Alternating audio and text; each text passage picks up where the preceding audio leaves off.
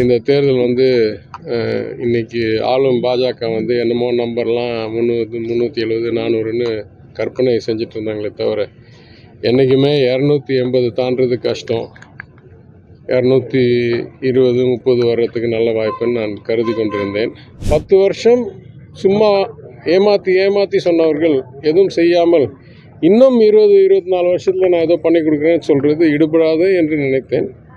அது இன்றைக்கு உண்மையாக வருகிற மாதிரி எனக்கு தகவல் வருது. நம்பிக்கையுடன் இருக்கிறேன்.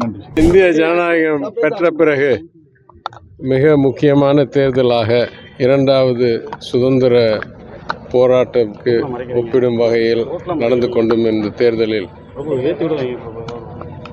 வாக்காளரும் குடிமகனும் வாக்குரிமை பெற்ற குடிமகனும் என்ற உரிமையோடு இன்றைக்கு வாக்களித்ததில் மிக்க மகிழ்ச்சி அடைகிறேன்.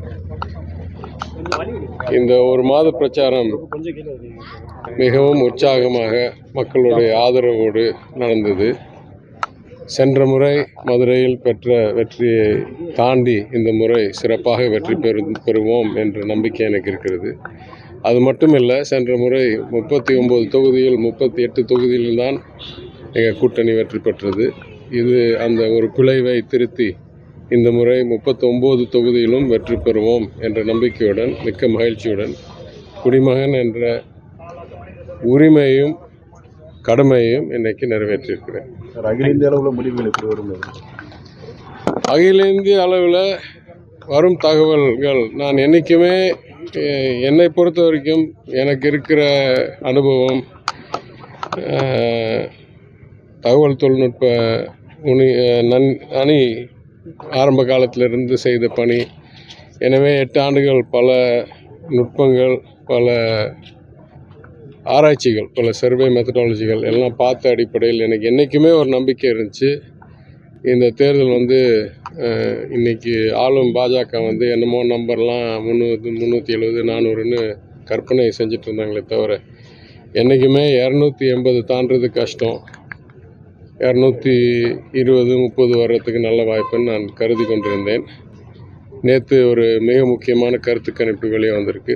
அதே அடிப்படையில் 210லேருந்து 15 20 போல் வரும், பாஜகவுக்கு கூட்டணிக்கு 240 போல் வரும் என்று சொல்லியிருக்கிறார்கள். அது இன்றைய சூழ்நிலை இல்லை, அது கருத்து கணிப்பு எடுத்த 10ஆம் தேதி ஏப்ரல் வரைக்கும் சூழ்நிலை. என்னை பொறுத்த வரைக்கும் நாளாக ஆக தகவல் வெளிவர இந்த ஆட்சி 10 ஆண்டுகளில் இந்தியாவை மிகவும் பின்னோக்கி கொண்டு சேர்ந்து வேலை வாய்ப்பிலும் பொருளாதாரத்திலும் மத நல்லிணக்கத்திலையும் சமுதாய ஒற்றுமையிலும் மிகவும் பெரிய சரிவை உருவாக்கக்கூடிய வரலாறு இருக்கிறதுனால் என்றைக்குமே எனக்கு நம்பிக்கை இருக்குது. கல்வி, சுயமரியாதை, பகுத்தறிவு, தமிழ் பற்று இருக்கிற மாநிலத்தில் இவங்களுக்கு எந்த இடமும் கிடைக்காது என்ற நம்பிக்கை இருந்துச்சு. ஆனால் நான் ஒரு காலம் கருதினேன், எத்தனை நாளைக்கு இந்த ஏமாற்றத்தை வட மாநிலங்களில் தொடர முடியும் இவர்களால்.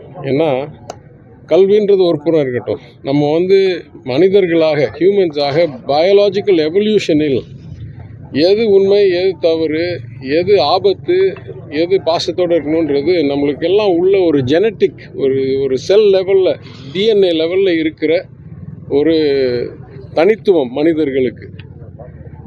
எனவே அந்த அடிப்படையில் கல்வி பெற்றார்களோ இல்லையோ 10 வருஷம் சும்மா ஏமாற்றி சொன்னவர்கள் எதுவும் செய்யாமல் இன்னும் 20-24 வருஷத்தில் நான் ஏதோ பண்ணி கொடுக்குறேன்னு சொல்கிறது இடுபடாது என்று நினைத்தேன்.